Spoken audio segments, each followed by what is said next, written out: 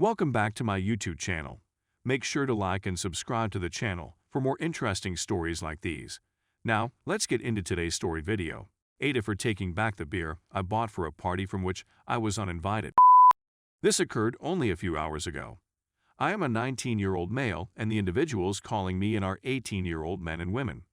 On Thursday, a person I had a strong crush on in high school, but who rejected me, messaged me out of the blue. She had never contacted me without my contacting her first, and at one time I noticed she had me banned on social media, and so I considered it unusual that she was now being polite. After sending a few of greetings/questions about how I've been, she stated that she was planning to have some folks over and wanted to know if I would fetch the beer. The drinking age where we are is 19, and she and the folks that were going to relax were all 18. The booze establishments in my neighborhood all card. I felt it was absurd that my being a month older meant I could purchase whiskey and they couldn't, and so I replied I would love to go. She responded, "Thanks, I'll pick you up at 7. 7 o'clock came around, and she texted me to say she was in front of my home. I went out clothed and ready to relax with some folks, and she took me to the booze shop. When we arrived there, I inquired what beer she wanted me to purchase, and she instructed me to grab Budweiser. I covered my displeasure as best as I could, but it was her party, so I walked in and got 2 cases of 24. I went back in the vehicle and said, "Let's party," and she was unnaturally silent. I realized that she wasn't heading towards her area, but rather back towards mine. I was under the impression that she had relocated or something, but I didn't want to bring it up. I finally realized what was going on when she turned down my street. In part, she was being deliberately unclear about the invitation because, although she wanted me to go fetch the beer, she also needed an out if it turned out that I hadn't truly been invited in the first place.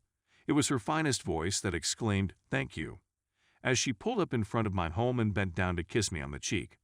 I deadpanned her and inquired as to when she intended to inform me that I was not invited. It was as if she hadn't planned to invite me in the first place, and she pretended to be surprised. I sat in uncomfortable quiet for a long, awkward minute before picking up the drink and making my way towards my door.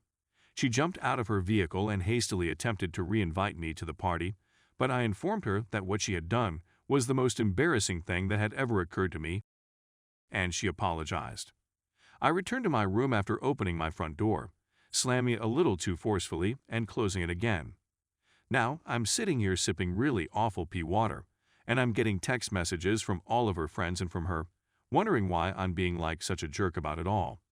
However, if you haven't guessed it by now, I'm not the most socially adept person in the world, so I'm not sure who is the here. Is it true that I'm here? Story 2. Would do if I didn't buy a new engagement ring. I, a 26-year-old man, have been married to the love of my life for 5 years, female 25.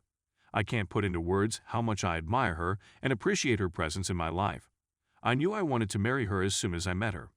We finally achieved a point of financial security, so I figured now would be a good time to make a move. My girlfriend's grandmother passed away in the year 2020. They were pretty close, and it was extremely painful for my girlfriend since she couldn't say her last goodbye while in the hospital, which made it much more terrible. COVID restrictions didn't allow visitors. In the spring of 2021, my girlfriend aided her sister with a move into a new house. During the course of moving boxes, she lost a ring that had been handed to her by her grandmother before she passed away. This had caused her considerably more distress, and she continues to weep over it to this day since she believes she has lost her last recollection of her grandmother. We looked everywhere for the ring but couldn't locate it. My girlfriend wept once again over Christmas because she missed her grandmother and was heartbroken about the loss of her engagement ring. This created a thought in my mind. She had gone away with a friend for New Year's Eve weekend, so I called her sister and asked if I might come back and search her house for the ring. When I informed her that I planned to propose to her with the ring, she was overjoyed.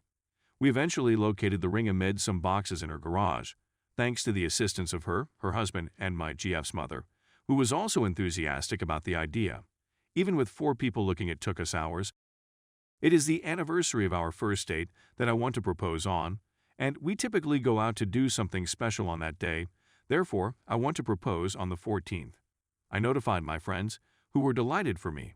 But when they inquired as to what ring I had gotten, and I told them the story, they branded me as slacker for not purchasing a new ring for my fiancé. They also said that the ring is not intended to be used as an engagement ring. I mean, it doesn't look like an engagement ring, and it certainly isn't one either. It's a simple silver ring with an amethyst stone put in the center of it. My GF struggled with anxiety and her grandmother got her one because apparently those stones help against anxiety. And yes, my GF believes in healing powers of stones and often wears jewelry made out of them. They also said that wearing jewelry that has been acquired by someone else as an engagement ring is a sleazy move on the part of the couple. In addition, one of my friends voiced worry that by associating the ring to our engagement, I would be contaminating its original importance. But I'm not so sure. I'm still on the same page about this. I had assumed that because the ring holds a lot of significance for her, it would make an excellent engagement ring. My girlfriend isn't a big fan of clunky and expensive jewelry and has even jokingly stated that she would be fine with a candy ring because it is the symbolism that counts, not the ring itself. But now I'm worried that I'll come across as a cheapskate and she'll want to wear it as regular jewelry instead. Whipped up edit. This elicited a larger response than I anticipated. Thank you for your comments, the most of which were positive. Also, most people felt that I should offer to go ring shopping afterwards, so she may get another ring if she likes. I believe this is the path I will choose. Thank you for your help.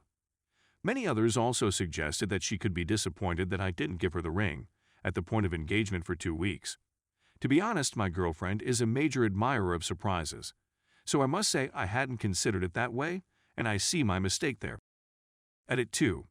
This has become a lot larger, and I just want to say that even if you believe I'm the jerk in this scenario, please don't start criticizing others. I noticed a few comments calling others abusive or insane because they lack the concept, and I also got PM wishing my GF would break up with me and sue me. I was astonished to read that the verdict was NTA since every other remark I see is an insult to me. My girlfriend? Please stop criticizing her and blame her for not finding the ring herself. She truly tried hunting for it. Or a random Redditor. Update. As you can see from the date, things happened a little differently. Even though the result was no, many people chose to enter my DM and tell me how terrible and awful I am, how foolish my girlfriend was, and so on. It definitely took a toll on my mental health all weekend, so on Sunday I couldn't take it any longer and decided to tell her right then and there and spend our anniversary ring shopping. We went for a stroll after getting dinner from her favorite restaurant, takeout, regrettably, due to COVID limitations. That's when I took out the ring. She sobbed, as many of you anticipated. Tears of joy. I described how her family and I saw for it, and how I want to make it my life's mission to always make her happy. I posed the big question to her, more joyful tears. She agreed. Surprisingly, she wasn't upset that I kept the ring for 2 weeks. She simply chuckled and said she couldn't believe her sister was able to keep it a secret for so long, because her sister is known to often accidentally spoil surprises. I informed her that the ring is only a sign of how I would always attempt to make her happy, and that we can go real engagement ring shopping together, as suggested in my initial article. But she stated she prefers this ring as an engagement ring and would be pleased to make it an heirloom from now on. Many people thought it was an heirloom in the initial article, but that's not true. She received the ring as a typical gift from her grandmother. Sorry if I made it seem that way, so that her grandmother's memories will go on through future generations. She also joked that we should buy rose quartz wedding rings since they go nicely with amethysts. To be honest, I'm not sure what the crystal stone thing is all about, but I'm simply glad she's pleased. She wore the ring with pride the past 2 days, and I don't believe she ever took it off while sleeping. Though she takes the "I will always strive to make you happy" part a little too literally, and whenever she asks for anything, she puts the ring in front of my face and jokingly claims I now have to do everything she says.